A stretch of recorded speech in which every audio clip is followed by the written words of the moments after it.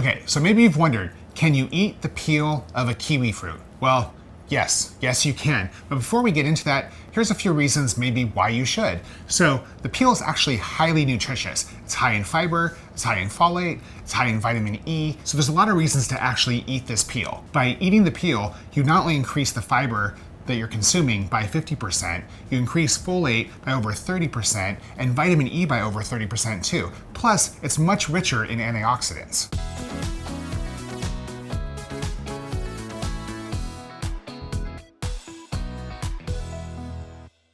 So how do you eat the peel? Well, here's the thing. You could maybe shave it. I mean, let's admit it, they kind of look like balls, right?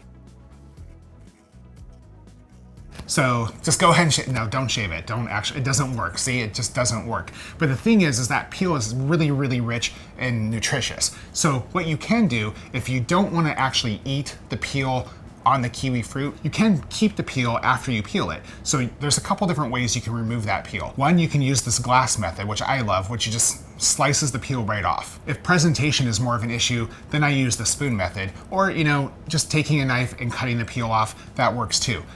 Put it in a plastic bag, freeze it, and then just blend it into your next smoothie. So you actually don't have to consume the peel right on the kiwi fruit with all the fur and weirdness. But whether you are eating the peel on the kiwi fruit or you're freezing it and blending it into a smoothie later, just remember, it is highly nutritious. And if you're trying to get as much nutrition out of your food as you can, I recommend doing it. If you like this video, hey, give me a thumbs up. Like to cook like I do, I release new videos every single week, so please subscribe. And if there's something that you want to see, just drop a comment down below.